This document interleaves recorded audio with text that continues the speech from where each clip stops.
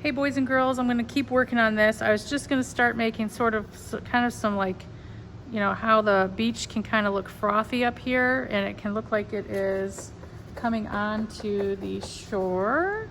Because we all know like high tide, low tide, if you've ever been to the beach, which is kind of cool to watch. Sometimes you have sand and water kind of coming together, can kind of have it looking like it's coming up a little bit, even though it's not really blue when it comes up, but I'm gonna kind of represent it that way. But I may want to try to get a cleaner brush and do almost like the white, like it's kind of like the white foamy stuff that comes up on the beach. Like maybe it's gonna come up like that. Kind of little frothy stuff at the,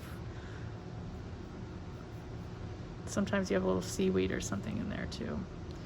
Kind of just add that. That kind of looks a little more beachy. Kind of, again, side of my brush, kind of a little frothy there. Oops, didn't want that much blue right there. Oh well, kind of cover it up a little bit. All right, so going on to my tree here, the one thing I really liked about this Danny Phillips tree, I love this kind of rainbow tree, and I'm thinking I might try something like that. So if I was gonna do something a little different like that, which would really be nice to balance my worms up here, rather than doing my worms up high like he did, I think I'm gonna do it reverse. I'm gonna do my worms down low because that'll kind of balance my picture. So that's one way to just kind of, you know, when you find something you like, you don't have to do it exact. You can kind of change it up a little bit. So I'm gonna start with my tree here, which has texture. I'm gonna start with just this for now, little yellow, or I mean, not yellow, little magenta at the bottom. And if I wanted to kind of be a little brushy about that, like this, the sun's over here. So if it's gonna have a highlight, it's gonna be on the side where the sun is. So I kind of have that. So now I'm gonna just clean my brush a little bit and go to my kind of red-orange color that I have with the magenta. Let me get a little bit more magenta in there. Don't need to mix much paint because I don't really need much. So I'm gonna get that in there. And then I'm going to clean my brush again and get a little bit more white and kind of highlight this side of the tree. I'm not being super neat by it either. I'm just kind of giving a little impression because I am kind of trying to paint a little bit like Van Gogh did, which he was an post-impressionist painter, and they often just painted quickly because they were outside. Get this golden yellow in here for my tree, and it might need a little white in that just to make that look less transparent. Trying to paint it side to side because that's kind of, it helps give that illusion of something round or cylinder like a tree would. And now get it even a little bit more light, a little highlight through there. Just kind of keep going on top of your whites. If your whites get a little blue under there, but that's okay. And let's see, I might just do, I think I'm just gonna take it up with the yellow. I'm just gonna try to go brighter yellow, a little more pure. That one was kind of a golden yellow. Yeah, that worked. That's a little bit more bright. Clean off my brush. Get this through here. Okay, got that kind of down there now. Got a nice tree trunk. Good enough. And now I'm gonna go for my greens. I'm gonna do that real appley green and try to get some white mixed in with there because that apple green is very transparent. So you definitely want to make sure that you're getting white in there because it will kind of flatten out on you. So I'm going to do my green up here, my green branches. I probably am not going to do blue branches like, you know, like he had blue on his tree trunk because of the blue water, but I'm definitely trying to get that warm green up here And I'm gonna just, right now I'm kind of being a little messy about painting, and I'm just kind of getting an impression of that shape in there. And I'll go in there again with some more texture and probably some darker green, maybe even a little bit of a blue green. But I'm just kind of making some marks. And I think I need a little bit more. I've been excited about painting the tree. I really wanted to paint it. So it's always satisfying to spend some time trying to get your painting really underway and then get in there and get to do the thing that you've been really waiting for. All artists feel that when they are painting.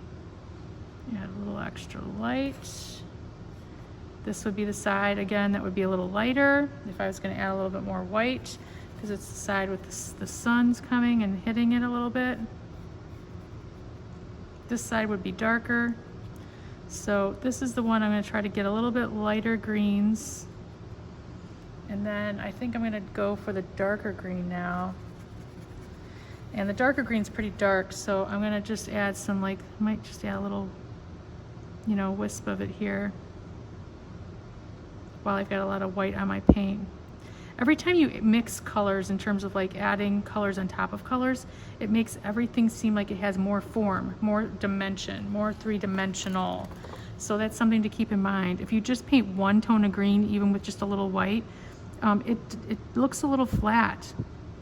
So that's an artist's trick, but that's how things look in nature. Everything looks better with a little bit more dimension and a little bit variety of value, which is the lights and darkness of color, and a little bit more even of a non-traditional color. Like if I wanted to do a little pop of color on my tree, maybe I am going to take a new brush. I still have a little magenta on here. I think it'd be cool because magenta is such a different color than green. It's actually opposite of this green. Maybe I'm just going to add a little wisp of like just a tiny little bit of this magenta in there. It's totally a different color. You wouldn't imagine that it's going to be on one of these. Add some little marks on here. I think that one long line is too long. I'm going to let that dry. Might have to just add a little bit more green on top, just to hide that a little bit. There, that looks pretty good. Then if I wanted to do some coconuts, actually that would be the good part. That could be the magenta. I think I'm gonna do the coconuts in magenta.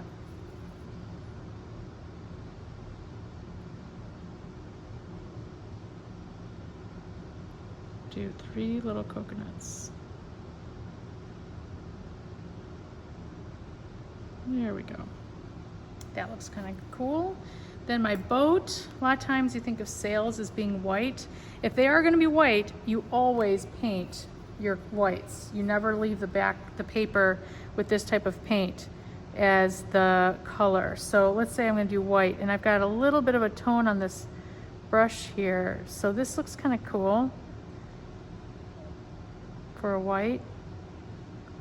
I have to decide if I want to keep it just white. Let's see, and then the bottom of the boat.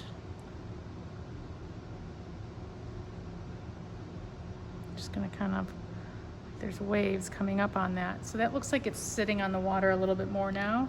And I could take my magenta again, kind of make sure there's a pole that's running up here that is what's holding those sails up. Usually some type of pole that holds it out here too. And if I wanted to, I could make it have a couple of stripes.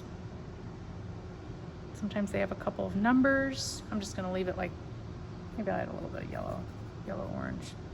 Another like stripe. Well, you can't even tell. I didn't mix that very well. But anyway, got some little lines in there, but that's pretty much it for now.